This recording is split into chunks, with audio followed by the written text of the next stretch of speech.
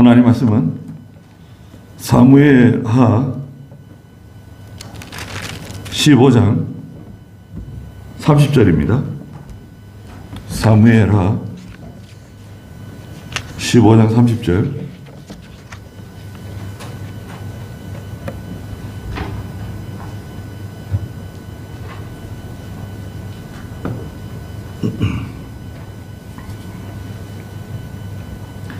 다윗은 올리브산 오르막길로 올라갔는데 올라가면서 울었고 그의 머리를 가렸으며 맨발로 걸었다. 그와 함께한 모든 백성도 각자 자기 머리를 가리고 울면서 올라갔다. 어떤 사람이 다윗에게 아히도벨이 압살롬과 함께 저 반역자들 가운데 있습니다 라고 알려주니 다윗이 여호와시여 아히도벨의 계략을 어리석게 하옵소서 라고 말했다 그랬습니다. 예. 성경에는 여러 가지 사건들을 기록해 놓으셨는데요. 사실이죠.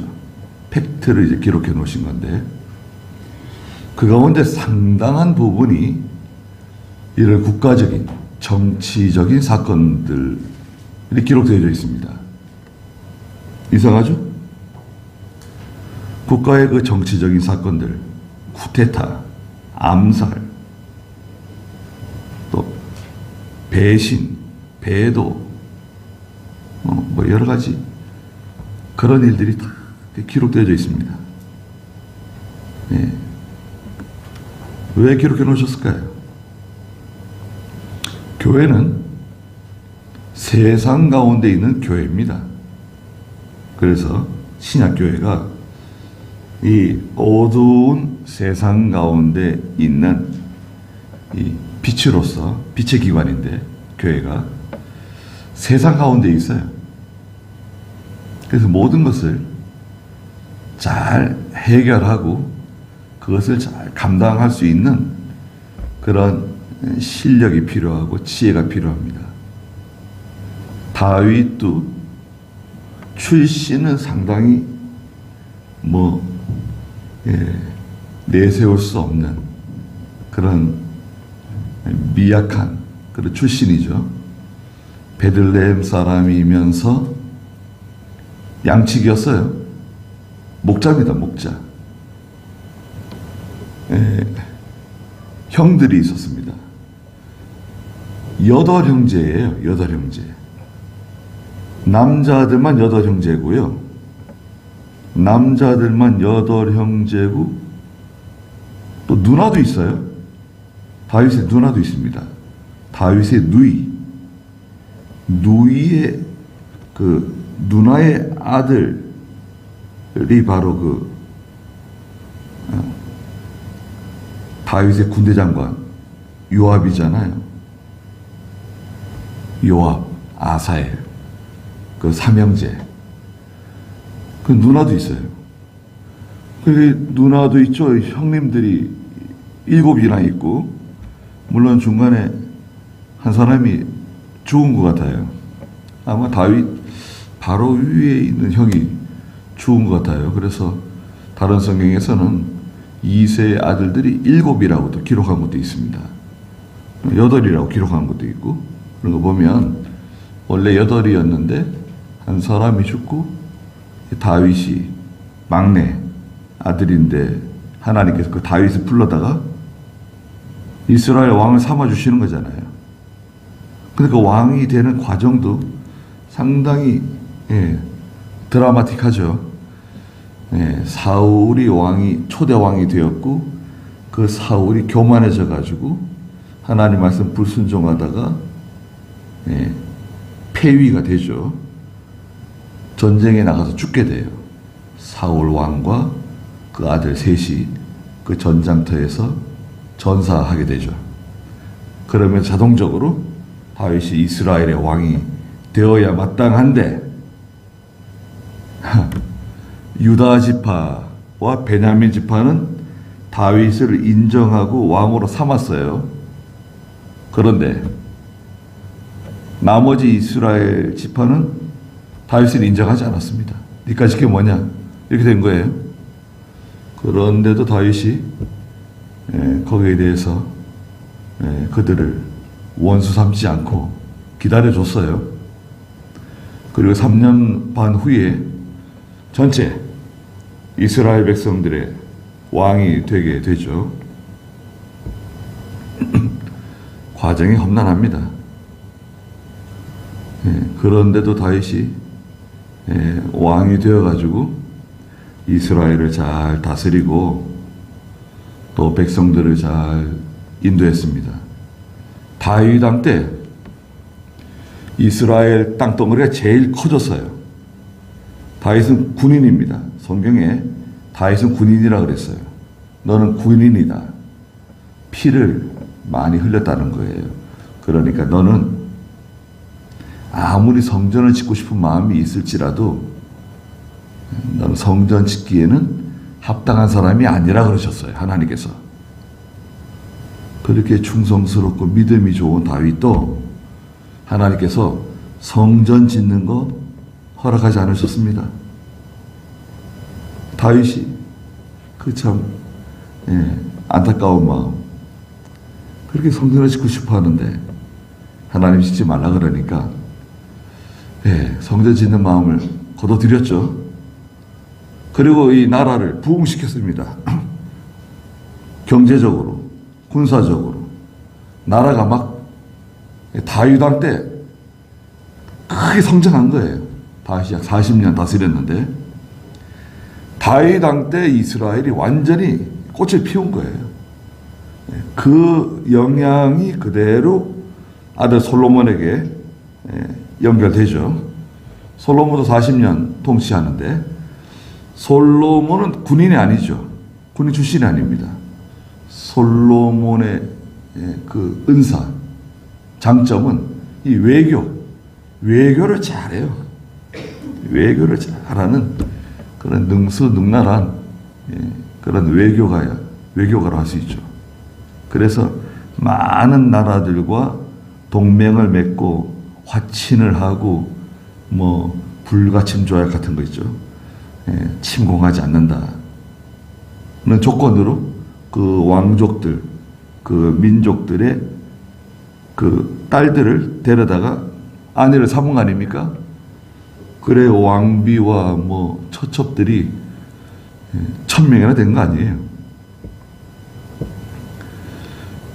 다윗, 그런 다윗이 나라를 다스리는 동안에 무슨 일이 벌어진 겁니까? 이 아들, 자기 가족 안에서 문제가 생긴 거 아닙니까? 첫째 아들 암논이 배다른 여동생 압살롬의 누이인 다말을 강간했죠. 그래서 암논에 대해서 다윗이 진노했어요. 화를 냈어요. 그리고 끝이에요. 암논을 감옥에 보낸 적도 없고 암논에게 뭐 벌금을 매긴 것도 아니고 암논을 뭐 추방시킨 것도 아니고 그래 네가 다말을 범했으니까 다말을 평생 동안 버리지 말고 네 아내를 삼고 데리고 살아라. 그런 것도 아니에요. 다말만 수치스러운 여자가 되었어요. 암논은 멀쩡하게 살아가는 거예요. 아버지가 한번 화내고 끝냈어요. 그러니까 배다른 동생 셋째인 압살롬이 원한을 품은 거죠. 그리고 3년 뒤에 형 암논을 이제 암살하게 되죠. 살인사건이 가족 가운데서 일어난 거예요. 물론 배다른 형제지만 셋째 압살롬이 형 암논을 살해해요. 무참히 살해합니다. 그리고 압살롬은 하솔 땅으로 어머니 고향인 외할아버지가 하솔왕인데 하솔 땅으로 도피하게 되죠. 도망가요. 자, 그러면 암논은 죽었고 다윗의 사랑을 받던 셋째 아들 압살롬은 도망자가 되어서 떠났고, 그리고 시간이 지나서 압살롬이 돌아왔습니다. 돌아오도록 허락했어요. 다윗이. 돌아온 후에도 만나주지 않았죠. 2년 동안 만나주지 않다가 결국 이제 압살롬을 만나줬어요. 여기서 또 다윗은 실수를 합니다. 중대한 실수죠. 형을 죽인 그 압살롬에 대해서 감옥에 보낸 것도 아니고 벌금을 매긴 것도 아니고, 사람을 죽인 사람을 죽이는 건데요. 이스라엘 법도는요, 고의적으로 사람을 죽이고 계획적으로 죽이게 되면 그게 사형입니다. 무조건 죽여야 돼요. 그런데 압살롬을 품어줬단 말이죠. 그 결과 어떻게 됐습니까? 그 압살롬이 4년 동안 백성들의 마음을 훔치죠.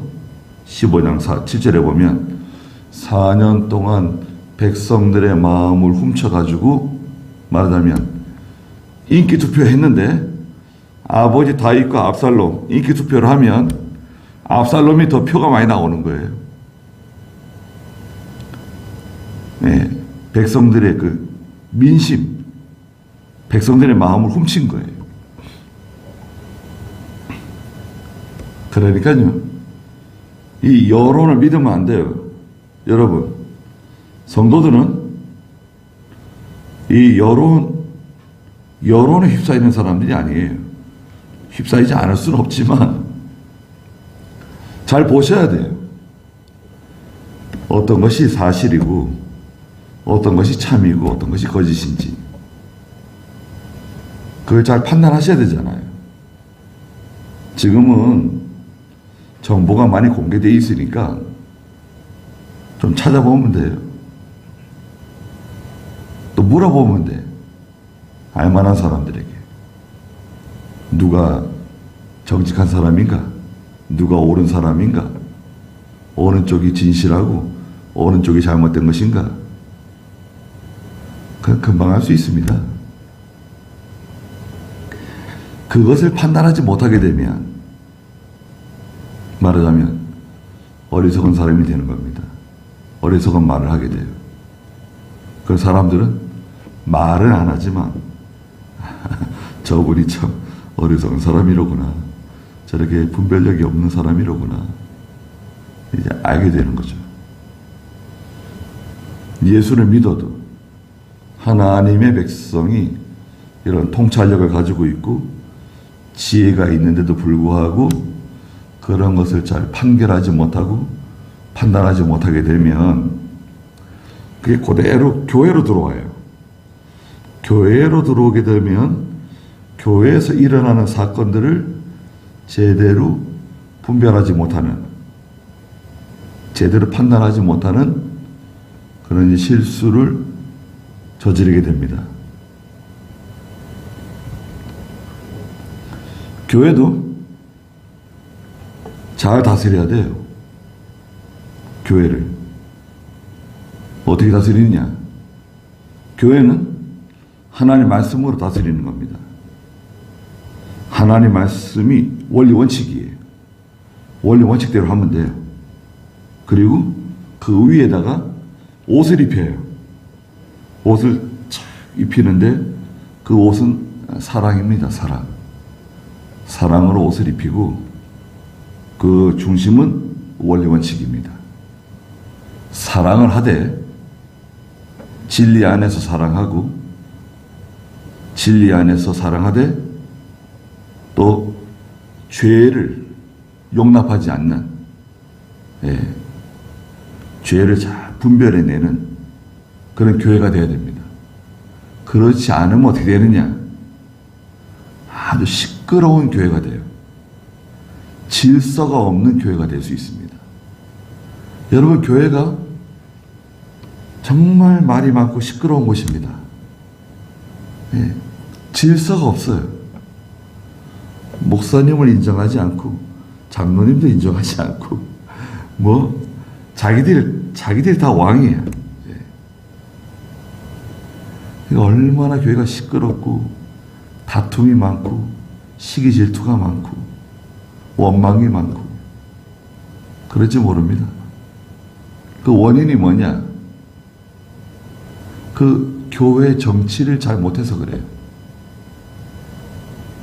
신학교에 가면 교회 정치를 배워요. 여러분, 신학교에서 교회 정치를 배웁니다. 그 교회 정치가 성경 가지고 하는 거예요. 정치는 일처리예요, 일처리. 정치는 다른 게 아니에요. 일처리입니다, 일처리.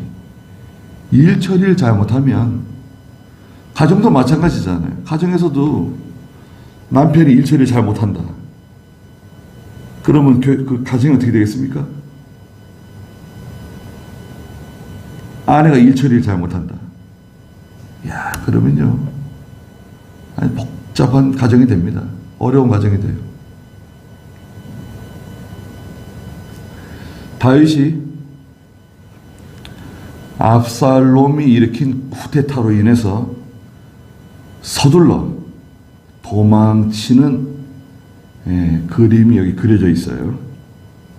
30절에 보니까 다윗은 올리브산 오르막길로 올라갔는데, 올리브산은 예루살렘 옆에 있는 감람산이라고도 말하고 겟세만의 동산이라고도 말하는 그 산입니다. 산이라고 말하기에는 조금 높은 언덕이에요. 올리브산을 넘어서 오르막길로 올라가는데요. 올라가면서 울었습니다, 다윗이. 올라가면서 울었고 그의 머리를 가렸어요. 머리를 가렸다. 수치, 부끄러움으로 맨발로 걸어갔다. 신을 신지 않았어요. 맨발로 걸어갔습니다. 그러니까 다윗을 따르는 신하들, 또 궁에서 다윗을 수종드는 사람들도, 그와 함께한 모든 백성도 각자 자기 머리를 가리고 울면서 다윗을 따라 그 동산을 넘어갔습니다. 그때 31절에 어떤 사람이 다윗에게 와서 보고했습니다. 왕이시여, 저 아히도벨이 압살롬과 함께 반역자들 가운데 있습니다. 보고를 했습니다. 중요한 보고입니다. 아히도벨은 원래 다윗의 모사예요. 모사라고도 할 수 있고 묘사라고도 할 수 있어요. 정말 지혜로운 사람입니다. 이런 정치적인 판단, 또 정치적인 이런 그 두뇌가 굉장히 뛰어난 사람이에요. 15장 12절 읽어보세요. 압살롬이 제사를 드리고 있는 동안 그는 길로 사람인 다윗의 조언자 아히도벨에게 사람을 보내어 그의 성읍 길로에서 오게 했다. 모반이 커지면서 압살롬에게 오는 백성이 점점 많아졌다. 네, 압살롬이 반역을 일으킬 때, 쿠데타를 일으키는 과정에 이 아히도벨을 자기 사람으로 삼았습니다. 아히도벨은 다윗의 조언자이다. 그러면 아히도벨이 판단했을까요? 판단했죠. 벌써 알고 있죠, 아히도벨은. 지난 4년 동안 압살롬이 예루살렘 성문 앞에서 하는 짓을 봤잖아요. 압살롬이 무슨 목적을 가지고 저런 일을 하고 있는가? 왜 백성들 앞에 서서 아버지를 깎아내리고 민심을 자기에게로 돌리는가? 잘 알죠, 아히도벨은. 그러니까 아히도벨은 정치적인 판단을 한 겁니다. 여기서 다윗 편에 설 것인가? 압살롬 편에 설 것인가?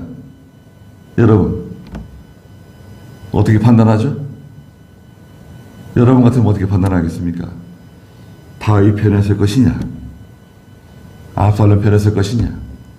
대세는 압살롬이에요, 여러분. 대세는 압살롬입니다. 예. 다 압살롬을 좋아해요. 다윗을 무시해요. 다윗을 인정하지 않아요. 다윗은 마치 허수아비 왕처럼 되어버렸어요. 그럼 여기서 우리가 판단하는 기준은 뭔가요? 여러분, 우리가 이 현장에 있었다고 하면 우리가 판단하는 기준이 무엇인가? 그 사람들의 민심, 여론, 인기, 그것을 가지고 판단해야 되는가? 아니면 뭐 다른 거 판단할 수 있나요?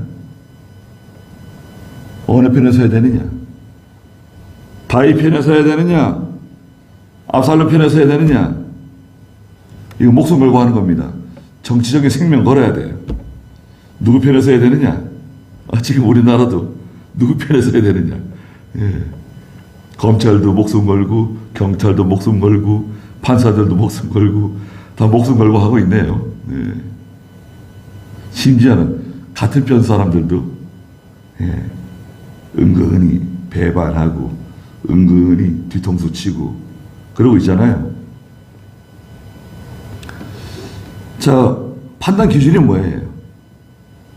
여러분, 저나 여러분이 판단하는 판단 기준이 뭡니까? 아주 간단합니다. 사실은. 왜 간단하냐? 보세요.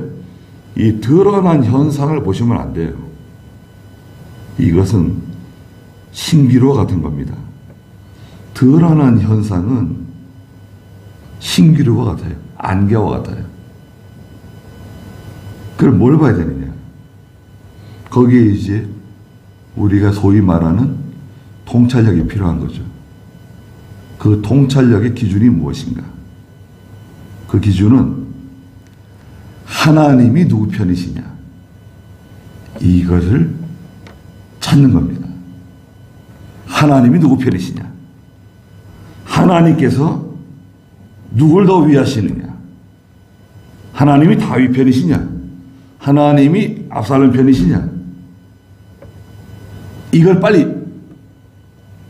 알아내야 돼요. 깨달아야 돼요. 하나님이 누구 편이신 것 같아요? 하나님은 다윗 편이시죠? 왜 다윗 편이십니까? 이 시대는 다윗을 중심으로 하나님의 구원운동을 완성해 나가는 시대예요. 아브라함 시대는 사람들이 많이 있지만 아브라함을 중심으로 하나님의 구원운동을 해나가시고, 이삭의 시대, 야곱의 시대, 요셉의 시대, 다윗의 시대, 모세의 시대, 노아의 시대, 엘리사의 시대, 엘리야의 시대, 하나님이 그 시대에 세우신 사람이 있어요. 그 교회에 세우신 사람, 그 일을 맡긴 사람이 있어요. 기드온 같은 사람, 삼손과 같은 사람. 그 사람들의 많은 단점이 있음에도 불구하고 하나님이 누구를 통해서 일하시는가? 하나님이 누구 편이시냐? 요걸 찾는 거예요. 찾을 수 있겠습니까? 못 찾겠습니까? 찾을 수 있죠. 이 드러난 현상은 신기루와 같다. 이 현상을 보시면 안 돼요. 그러면 이제 착시 현상이 생기는 겁니다. 혼란스러워져요. 결국 어리석은 판단을 하게 된 겁니다.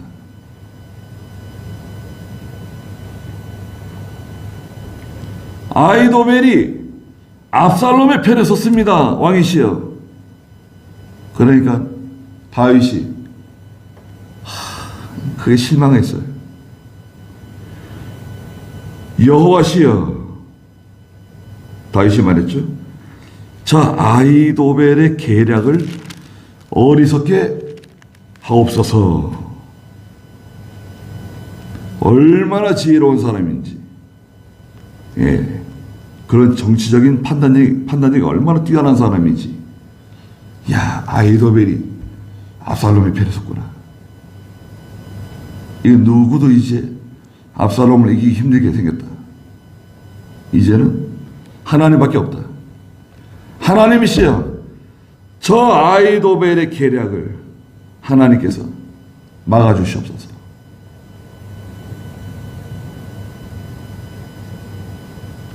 32절, 다윗이 하나님을 경배하는 산꼭대기에 이르러 보니 아렉 사람 후세가 옷을 찢고 머리에는 먼지를 뒤집어 쓴 채 그를 맞으러 나왔으므로, 네,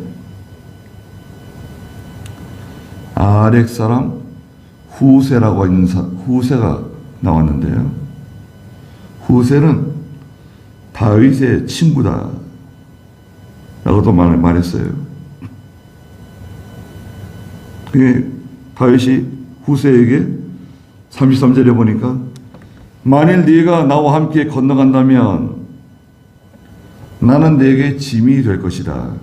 그러나 만일 네가 저 예루살렘 성으로 돌아가서 압살롬에게 가가지고, 내 아들 압살롬에게 가서 왕이시여, 저는 당신의 종입니다, 이렇게 말하라는 거예요.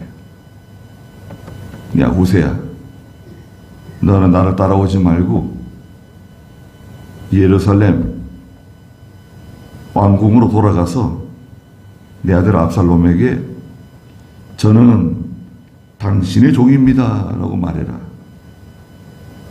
전에는 제가 당신 부친 다윗의 종이었지만 이제는 제가 당신의 종입니다, 그렇게 말하라는 거예요. 그렇게 하면 네가 나를 위하여 아히도벨의 계략을 깨뜨릴 것이다. 후세도 모사예요. 후세도 아주 그 지혜로운 모사인데 아히도벨만 하지는 못해요. 너도 가라는 거예요. 압살롬에게 가라는 거예요. 예, 밀정이죠, 밀정. 다윗의 밀정을 심은 거예요. 후세를 압살롬에게 보냈어요. 34절에 35절에 그곳에는 제사장 사독과 아비아달이 너와 함께 있지 않느냐. 너는 왕궁에서 네가 들은 모든 일을 저 제사장 사독과 아비아달에게 알려주라 그랬어요. 제사장 그 두 사람이 있는데요, 유명한 사람이에요. 원래는 이제 아비아달이고 그 다음에 사독이에요. 아비아달이 말하자면 수석 제사장이고 사독은 그 아비아달 밑에 있는 제사장이었습니다. 그런데 하나님께서 열왕기상 2장 35절에 보면, 열왕기상 2장 35절 한번 볼까요?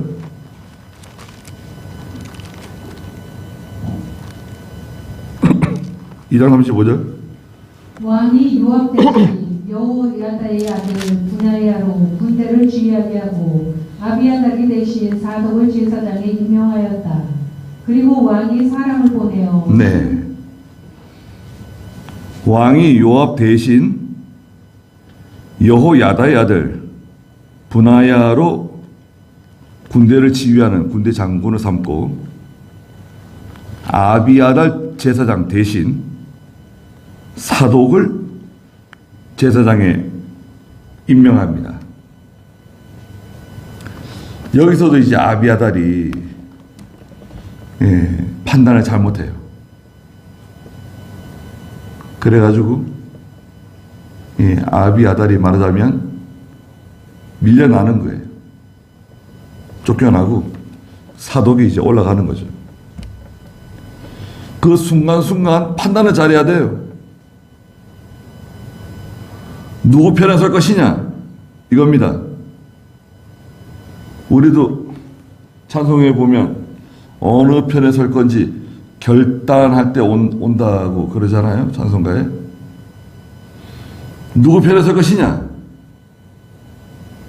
어느 쪽에 설 것이냐? 오른쪽에 설 것이냐? 왼쪽에 설 것이냐?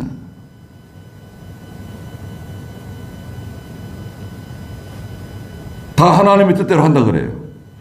다 하나님의 뜻대로 한다. 말씀대로 한다. 진리 편에 선다. 다 그래요. 그런데 거기에는 아주 미묘한 차이가 있습니다. 그걸 알아내야 돼요. 그 미묘한 차이는 뭐냐? 거짓과 욕심이에요. 잘 들어보세요. 다 하나님의 일을 한다 그러고 다 성경대로 한다 그러고 하나님 뜻대로 한다 그래요. 다 그렇게 같이 말하죠. 근데 그 가운데 그 가려진 아주 미세한 차이가 있다고요. 그 미세한 차이는 뭐냐? 감추어져 있는 거짓과 욕심이에요.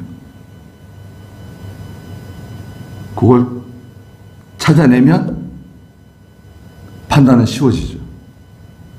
그리고 말씀드린 것과 같이 하나님께서 누구 편이냐, 하나님이 어디 편이냐, 그걸 찾아내는 거예요. 다수가 아니라 난 다수 편이다. 나는 뭐 소수 편이다. 나는 약자 편이다. 그런 게 아니라 난 하나님 편이다.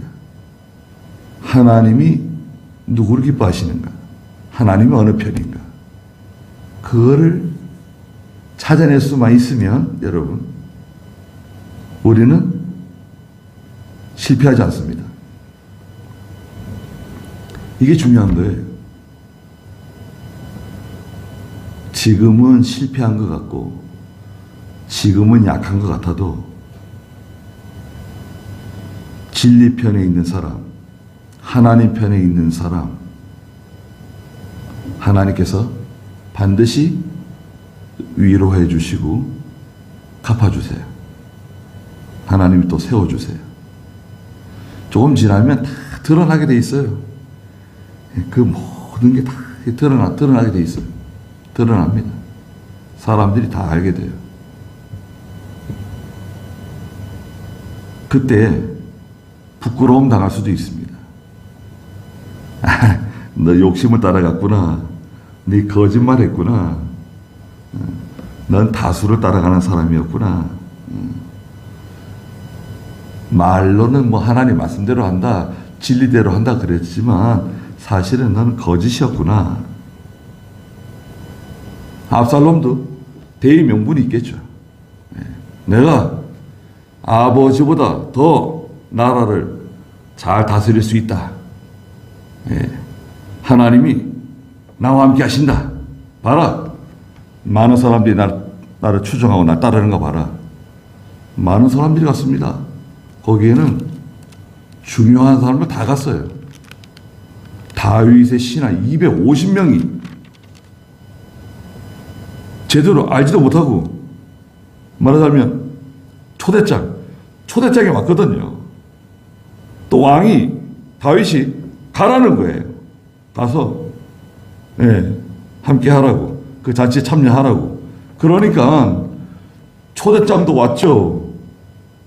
왕이 가라 그러죠. 그리고 다윗의 중요한 신하들 250명이 그 압살롬의 잔치, 양털 깎는 큰 잔치 행사에 참석하게 된 겁니다. 그러니까 대세는 기울어졌어요. 사람들이 볼 때 대세는 기울어졌어요. 완전히 압살롬으로 기울어진 거예요. 다윗은 좀 있으면 죽게 생겼어요. 다윗 옆에 있다가는 나도 죽고 우리 가족들도 다 죽고 우리 아이들 다 죽게 생겼어요. 큰일 났다 이제. 또 내가 아무리 바로 하고자 해도요, 여러분, 내가 아무리 바로 하고자 해도 아내가 혹은 자녀들이 아버지 왜 그러시냐고, 정신 차리시라고, 지금 때가 어느 때인데 다윗 편에 서시려고 그러십니까? 우리 다 죽습니다. 지금 눈 딱 감고 압살롬 편에 서셔야 된다고. 압살롬을 도와주시라고. 다윗을 잊어버리시라고. 그럴지도 모릅니다.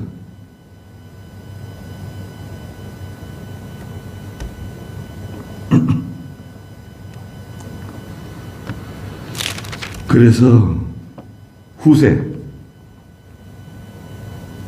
35절 다시 보시면 그곳에는 제사장 사독과 아비아달이 너와 함께 있지 않느냐. 그 예루살렘에 들어가면 제사장 사독과 아비아달이 있다. 그 사람들은 내 사람들이다. 무슨 일이 있으면 사독과 아비아달에게 알려주라는 거예요. 너는 왕궁에서 내가 들은 모든 일을 제사장인 사독과 아비아달에게 알려라. 그러면 보아라. 36절에 그곳에 그 사독과 아비아달의 두 아들이 있다. 사독의 아들 아히마아스하고 아비아달의 아들 요나단이, 아버지 그 사독과 아비아달은 늙은 제사장들이니까 그 아들들이 있다. 그들도 제사장들이죠.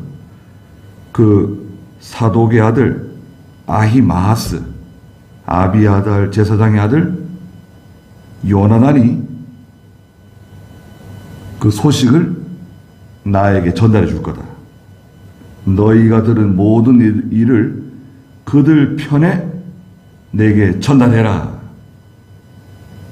그랬습니다. 그래서 이 다윗에게 비밀스러운 정보가 전달되는 거죠. 후세가 들어가 있어야 돼요. 하나님께서요, 그 믿음 좋은 사람들, 충성스러운 사람들, 그 충성스러운 사람들은 배신하지 않아요.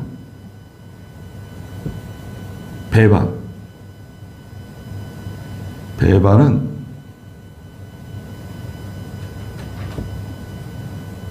왜 배반이라 그러죠? 배반은 자기 욕심을 따라가는 거예요. 진리 문제가 아니에요. 배반은 욕심을 따라가면 배반이라 그래요. 가룟 유다가 예수님을 배반했다. 또 배도도 있죠. 배도는 진리를 배반하는 걸 배도라 그래요. 배도도 마찬가지예요. 결국 그 사사로운 욕심을 따라가는 거예요. 대의 명분이 없어요. 나는 진리 편에 선다. 바른 진리를 따라간다. 나는 의의 편에 선다. 에베소 5장에 보면 빛의 열매가 있는데요. 빛의 열매. 빛의 열매는 모든 착함과, 몇 절에 있습니까? 9절. 에베소 5장 9절 읽어보시겠어요? 빛의 열매는 모든 선함과 의로움과 진실함에 있다. 모든 선함과 모든 의로움과 모든 진실함에 있다. 연결되는 거예요. 모든 선한 걸 따라가는 거예요. 모든 의로움을 따라가는 거예요. 의는 하나님 말씀이에요. 말씀. 원리 원칙. 하나님 말씀 따라가는 거예요. 그리고 모든 진실함에 우리는 초점을 맞추는 거예요. 진실. 거짓이 들어가면 안 돼요. 그 거짓이 들어가는 순간 그거는 가짜예요. 진실해야 돼요. 진실하게 말하는 거예요. 사실 그대로. 진실하지 않으면 그것은 어둠이에요. 어둠.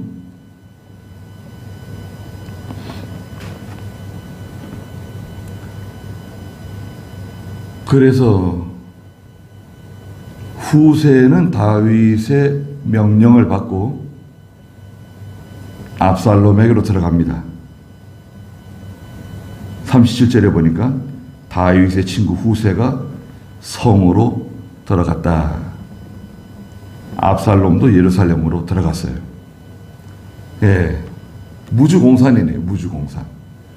주인이 없는, 주인이 궁을 버리고 떠난 그 왕궁으로 무혈입성이네요. 무혈입성. 누구도 죽지 않고 피를 흘리지 않고 압살롬과 압살롬의 추종 세력들이 다윗의 궁으로 들어갑니다. 이야, 나라를 얻었네요. 대단하네요.